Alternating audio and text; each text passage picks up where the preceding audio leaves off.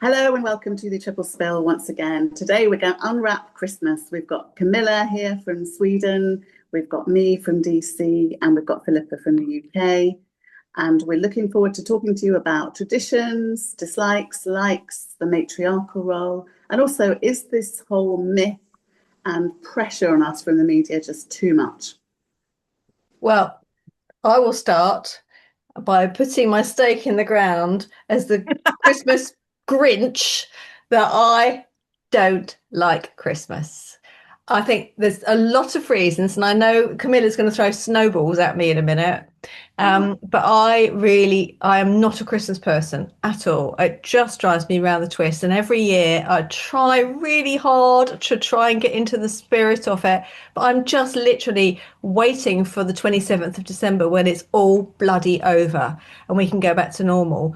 But it drives me absolutely bonkers. But things like putting the Christmas tree up in the middle of flipping November. I mean, who does that? Probably Camilla, I know, but but why are you putting a Christmas tree up in the middle of November?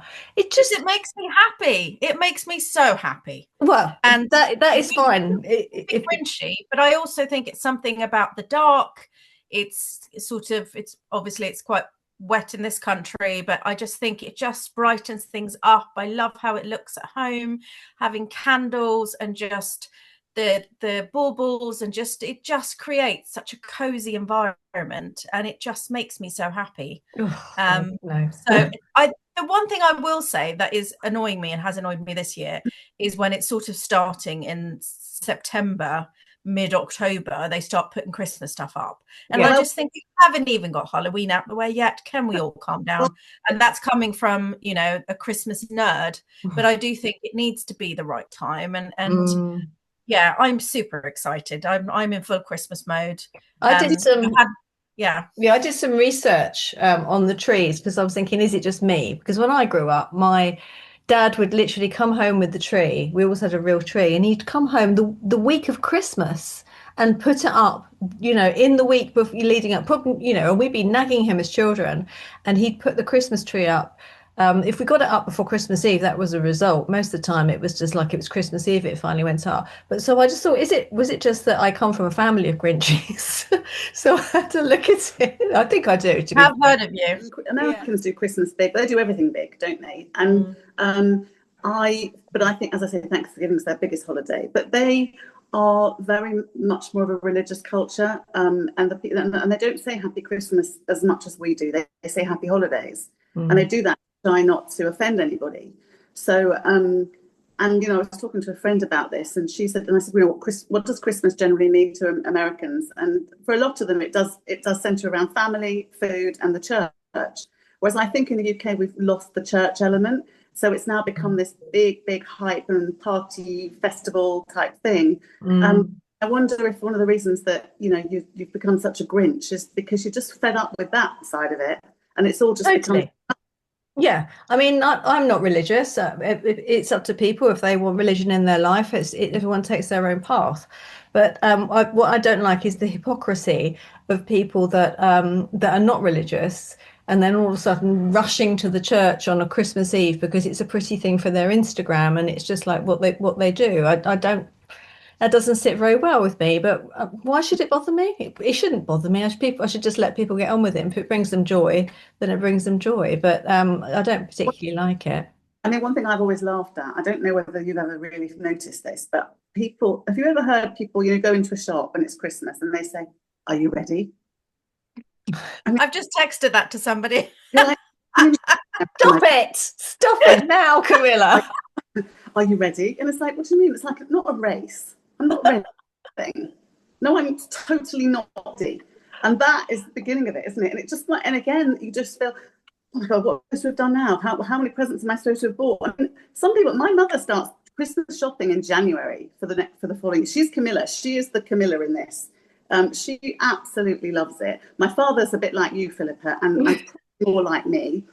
It's like, oh my goodness, I love the family element. I love the food, but I think the gifting side goes crazy. I don't mind if Christmas was a week. a week before we all went, oh, it's nearly Christmas, let's put the tree up, let's make it jolly, let's all go out and sing Christmas songs. I have no problem with that, but it's the starting early, and I think it doesn't help because I'm a December baby as well. So my birthday is sucked up by Christmas. I can't remember the last time I went out for dinner with my friends on a Saturday night near my birthday, because they're always busy.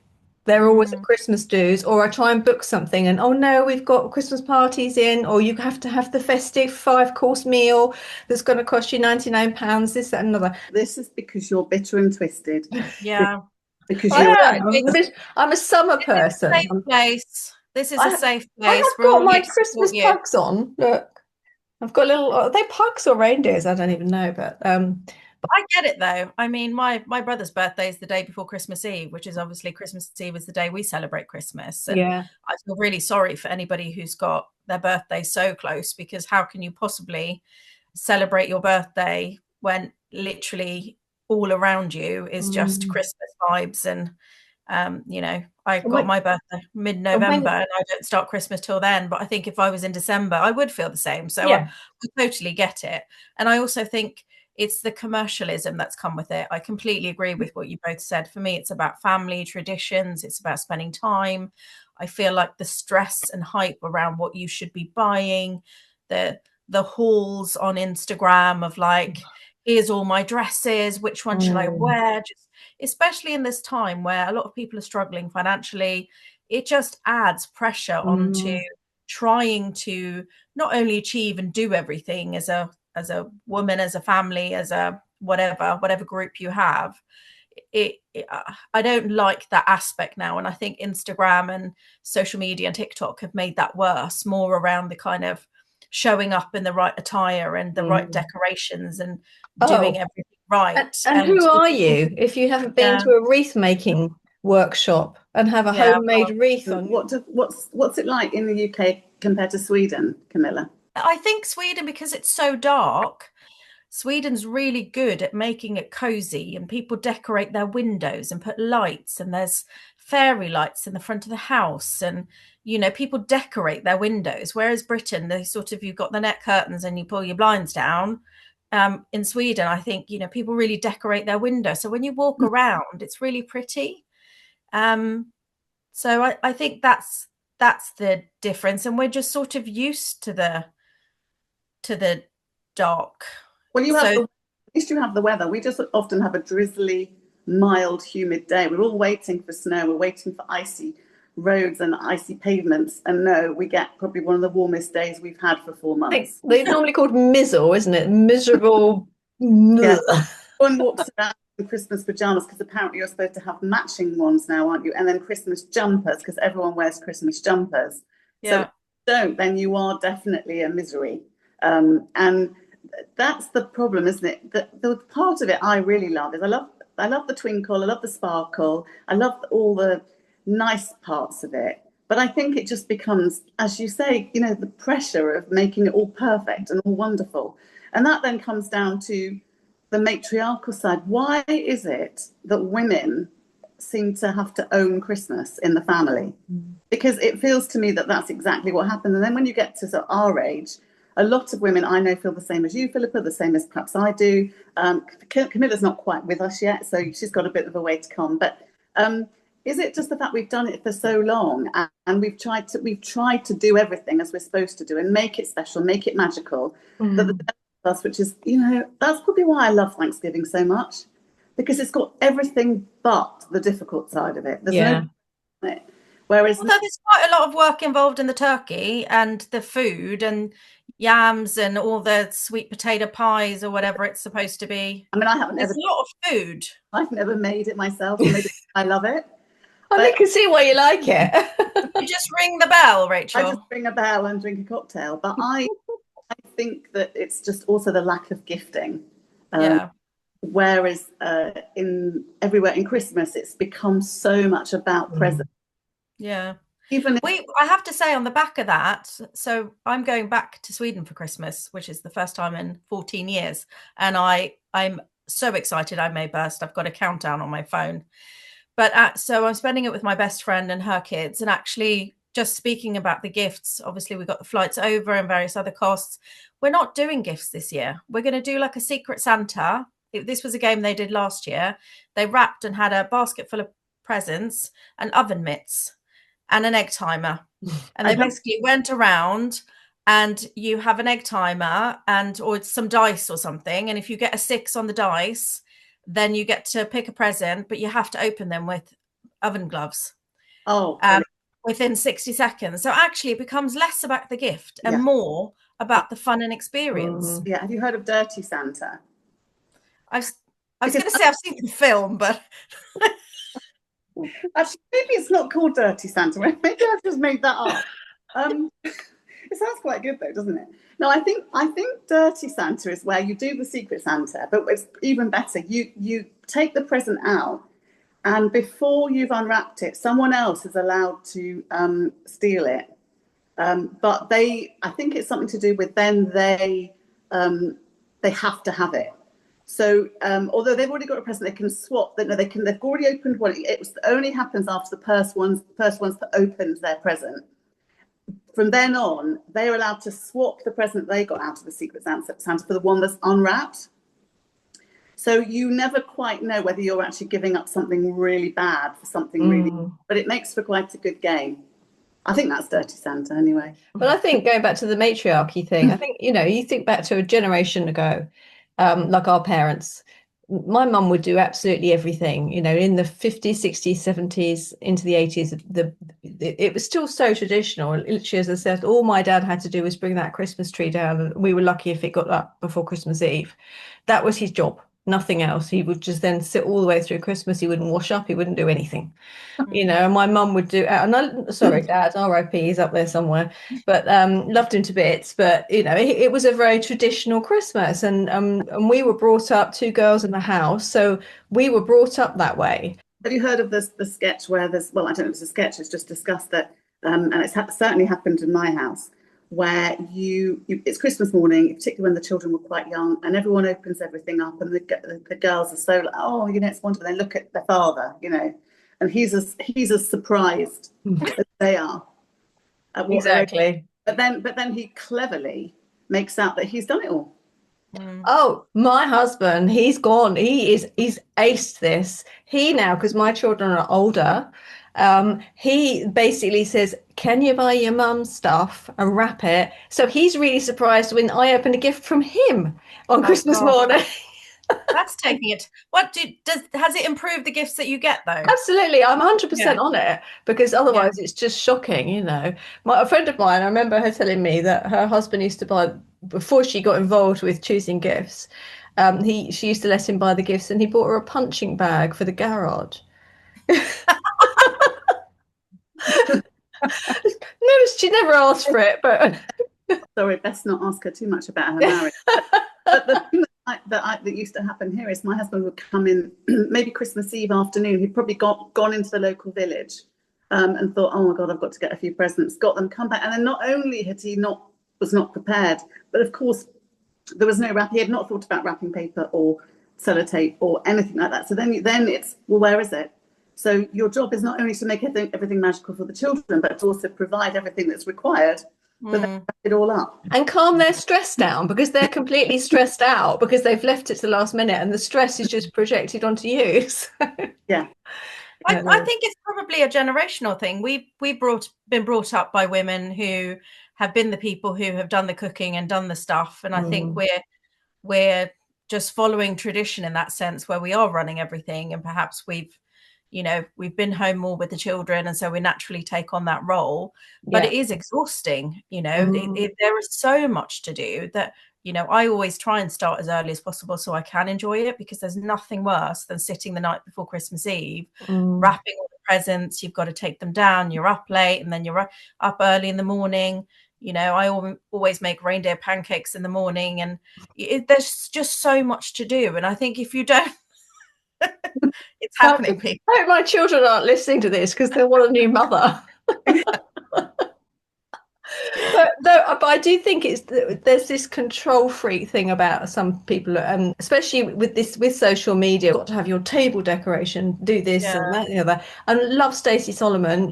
She's the most upbeat, seems a very lovely person. But her property is just incredible, and all these homemade wonderful things that she just knocks up, and it's just like it hasn't helped the rest of us when we're trying to just get by. And I think it is that social media has made that much worse, because you feel like you should be doing more, and actually what you're doing is probably more than enough. Can I just ask you how you get over the dreaded gift envy with your children? I'm not so much now because mine are older, but I remember we'd have Christmas done and dusted, and the girls go back to school, and she'd be saying, "Oh, well, Megan got a new MacBook Pro, and so got a new Dyson hairdryer," and I'm thinking, well, you've got a new pair of jeans from Topshop. and I just think it's a disparity. And it's not down to income. Some people just spend a fortune on Christmas. And like you say, they prepare from January, and they buy and they wrap, and it's such a big deal. But it's really hard for your children when they look at their sort of pile of presents. I just find that's quite tough, especially when they're sort of primary age. And also the pressure on parents who haven't got money to be able to afford it, and they're enough to get the Christmas dinner on the table. It just doesn't seem very fair. I wonder if it's just very showy. I mean, this is something that's got worse and worse over the last 20 years, isn't it? It's much more, what did you get? How much have you got? How much do you have? It's all about how, rather than the reality is that actually giving is a really nice thing to do. The giving part doesn't matter what it is. That's why, Camilla, I love the secret or dirty Santa, the thing that you really like. That's not what we're calling it in Sweden. So don't you be starting traditions that aren't true. Take it back. But it's just it does feel like the pressure is so much greater now for us. Although I do love to watch the next generation, because I look at my children and their partners, and it feels very equal. It doesn't feel so much that it's the female domain. Good. I'm so glad that we've got through that, because actually it's exhausting and it's not really very fair.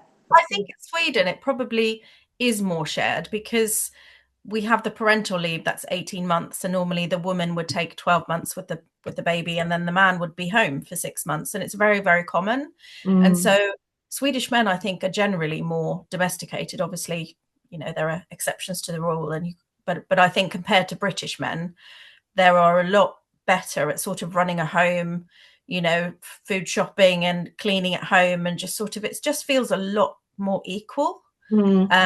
So I think it is more shared compared to how it is here, which is a lot more sort of, I guess, more traditional. Yeah. Can we sort of bust some myths about Christmas? So, I mean, the one that I think is an absolute nonsense is this myth that everything has to be cooked from scratch. Absolutely.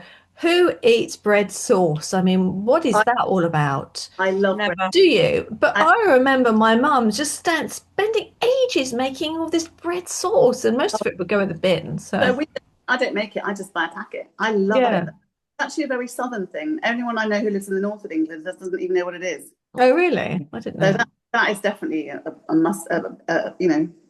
Bust that myth. Let's talk about sprouts. So, why? Well, sprouts are a massive food in the US. And they are something that come out in the UK.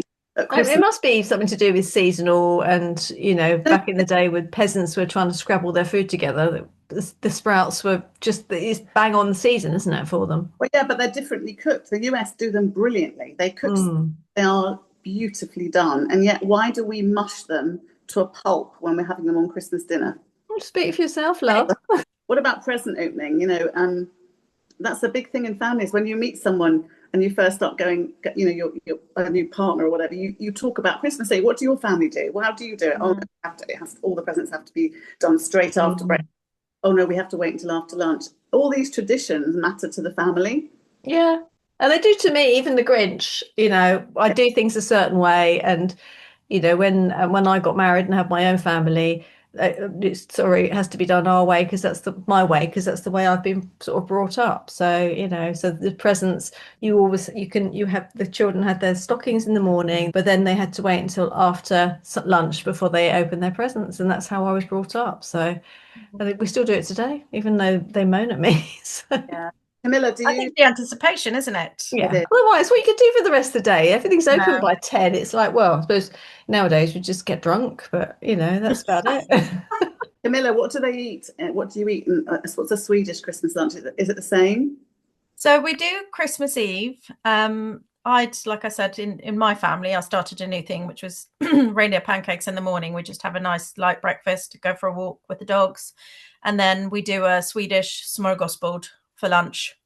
So it will be a first course of lots of different herring, sort of steamed boiled potatoes, lots of different salmon, so cold and warm smoked salmon, which is really lovely. I get quite a lot of my stuff from IKEA in the UK. They usually have a good assortment. And then we do the main course table, which will be tiny little sausages, which is called prinskorv. And then we'll have the Swedish meatballs. We'll do like a glazed honey ham.